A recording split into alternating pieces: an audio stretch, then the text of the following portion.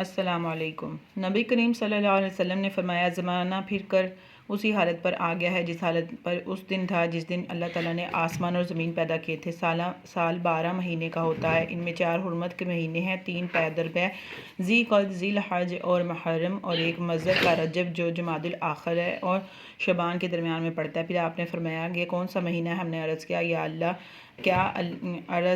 اللہ اور اس کے رسول زیادہ جانتے ہیں۔ آپ خاموش ہو گئے۔ ہم نے سمجھا کہ شاید آپ صلی اللہ علیہ وسلم اس کا کوئی اور نام رکھیں گے، لیکن آپ نے فرمایا کیا یہ ذی الحج نہیں ہے؟ ہم نے عرض کیا ذی الحج ہی ہے۔ پھر فرمایا یہ کون سا شہر ہے؟ ہم نے کہا کہ اللہ اور اس کے رسول کو اس کا زیادہ علم ہے۔ پھر آپ صلی اللہ علیہ وسلم خاموش ہو گئے۔ ہم نے سمجھا کہ شاید آپ اس کا کوئی اور نام رکھیں گے، لیکن آپ نے فرمایا کیا یہ بلدہ مکہ مکرمہ نہیں ہے؟ ہم نے عرض کیا کیوں نہیں؟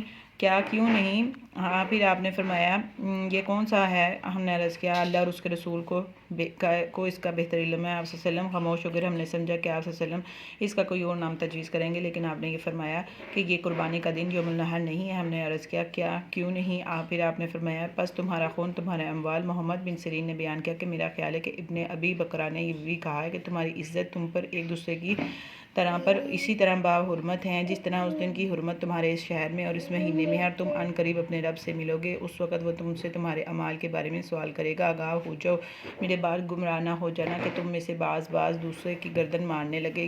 جو یہاں موجود ہیں وہ میرا پیغام غیر موجود لوگوں تک پہنچا دیں۔ بعض یہ ہے کہ وہ جنہیں یہ پیغام پہنچانے والے ہیں ان سے زیادہ محفوظ کرنے والے ہوں جو اس سے سن رہے ہیں۔ اس پر محمد بن سیرین نے کہا کرتے تھے نبی پاک صلی اللہ علیہ وسلم نے سچ فرمایا۔ پھر آپ صلی اللہ علیہ وسلم نے فرمایا آگاہ ہو جاؤ کیونکہ اس کا پیغام تم کو پہنچا دیا۔ آگاہ ہو جاؤ، میں نے پہنچا دیا۔ صحیح البخاری 5550۔ پلیز ویڈیو لائک کر دیں، شیئر کر دیں، چینل کو سبسکرائب